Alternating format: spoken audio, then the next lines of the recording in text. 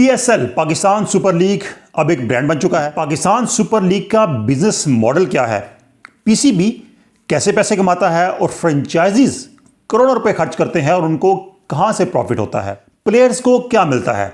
PSL के बारे में अगर आप सब कुछ जानना चाहते हैं तो आज की वीडियो आपके लिए है। मैं हूं सरफराज राजा।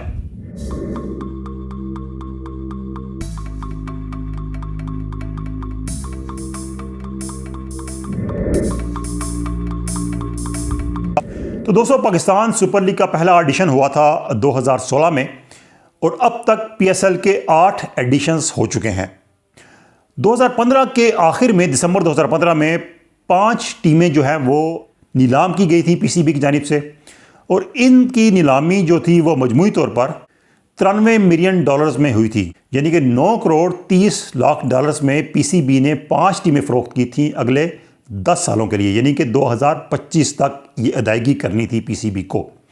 और इसमें सबसे महंगी जो टीम थी वो थी कराची किंग्स, जो कि $26 मिलियन की टीम थी, यानी कि 2 करोड़ 60 लाख डॉलर्स में कराची किंग्स की टीम फरोख्त हुई थी और अगले 10 साल में ये अदायगी पीसीबी को करनी थी। 2017 में एक नई टीम शामिल की गई मुल्तान सुल्तान्स के नाम से, और चूंकि उस वक्त तक एक ब्रांड बन चुका था पीएसएल, इसलिए इस टीम की कीमत ज़्यादा थी और ये $45 मिलियन यानी कि 4.5 करोड़ डॉलर्स में सुल्तान्स की टीम फरोख्त हुई थी। अब आते हैं पीएसएल कैसे कमाती है, पीसीबी को कहाँ से प्रॉफिट होता है। तो दोस्तों, पीसीबी को 4 ज़राए से कमाई होती है पीएसएल में, और सबसे पहला ज़रिया जो है वो है टिकटिंग का, यानी कि टिकट्स जो फरोख्त होते हैं, जो लोग स्टेडियम में मैच देखने आते हैं, उससे जो अर्निंग होती है वो सबसे मेन सोर्स है अर्निंग का। दूसरा बड़ा सोर्स जो है वो है टाइटल स्पॉन्सरशिप का। अब तक आपने देखा होगा कि पीएसएल के नाम के साथ एचबीएल का नाम लगता है, यानी कि एचबीएल पीएसएल। तो एचबीएल जो है वो टाइटल स्पॉन्सर है पाकिस्तान सुपर लीग की, और 2025 तक इस स्पॉन्सरशिप के लिए एचबीएल ने 392 करोड़ रुपए अदा करने हैं पाकिस्तान क्रिकेट बोर्ड को, और 2-2 साल के लिए राइट्स दिए गए पीसीबी की जानिब से एचबीएल को, और 2025 में अब ये उनका जो मुआहदा है ये एक्सपायर होगा और फिर पीसीबी नया मुआहदा कर सकेगा किसी और ब्रांड के साथ, या फिर एचबीएल इस स्पॉन्सरशिप को कंटिन्यू कर सकेगा जो डिमांड होगी उसके मुताबिक पैसे पे करके। तो टाइटल स्पॉन्सरशिप दूसरा बड़ा जरिया है पीसीबी के पास पैसे कमाने के लिए। तीसरा जो बड़ा सोर्स ऑफ इनकम है दोस्तों पीसीबी के लिए वो है साइड लाइन स्पॉन्सरशिप्स का, यानी कि जो बिल बोर्ड्स लगे होते हैं स्टेडियम के अंदर, जो बाउंड्रीज पे लगे होते हैं बोर्ड्स, इसके अलावा जो ग्राउंड के अंदर आपको नज़र आते हैं टाइटल्स स्पॉन्सरशिप्स के, वो तमाम के तमाम उसके लिए पीसीबी को ये स्पॉन्सर्स पे करते हैं और ये पीसीबी के लिए ये एक और बड़ा सोर्स ऑफ इनकम है। चौथा बड़ा जो सोर्स ऑफ इनकम है पीसीबी के लिए वो है ब्रॉडकास्टिंग राइट्स, यानी कि पीसीबी जो मैच लाइव दिखाने के लिए किसी कंपनी से, किसी इदारे से मुआहदा करता है और उसके बदले में पीसीबी चार्ज करता है, वो होते हैं ब्रॉडकास्टिंग राइट्स, और $24 मिलियन में ये मुआहदा है ब्रॉडकास्टिंग राइट्स का पीसीबी का पीएसएल के लिए।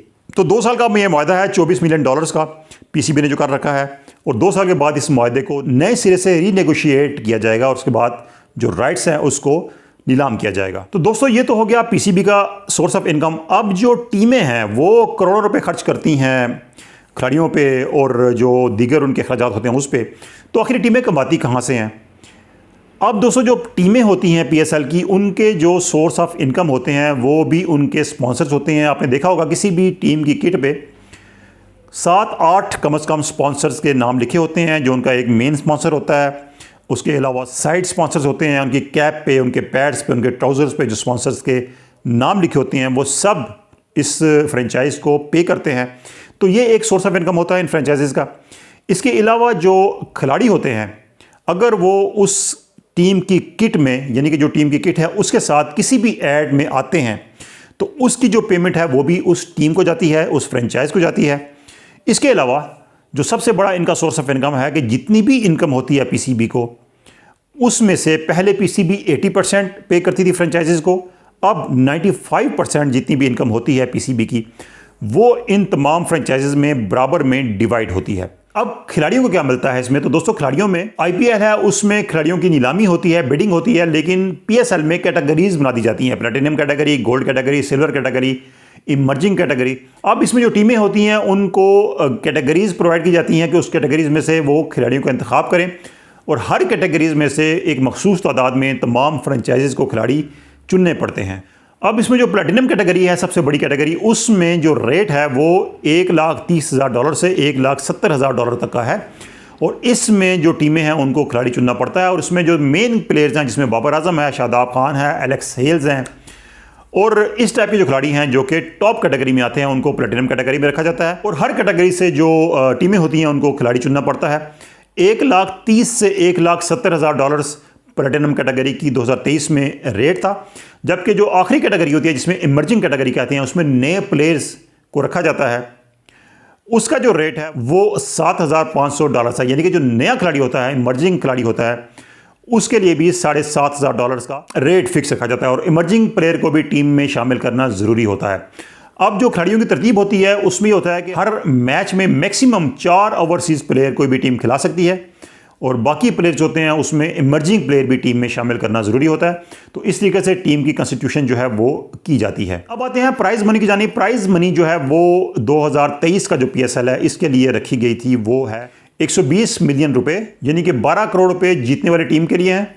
और इसके बाद जो रनर अप टीम है उसको मिलेंगे 4.5 करोड़ रुपए। लेकिन दोस्तों इसमें एक अहम बात आपको बताएंगे, जो फ्रेंचाइजीज होती हैं उसके लिए शायद इतना मैटर नहीं करती प्राइज़ मनी, क्योंकि उनको इसके अलावा जो PCB से शेयर मिलता है वो अच्छा खासा मिलता है। लेकिन चूंकि टीम जितना आगे जाती है, जितना खेलती है, उससे टीम की वर्थ बनती है, उससे टीम का जो लेवल है ऊपर आता है, और वो अपने जो स्पॉन्सरशिप रेट हैं उनको बढ़ा लेती है।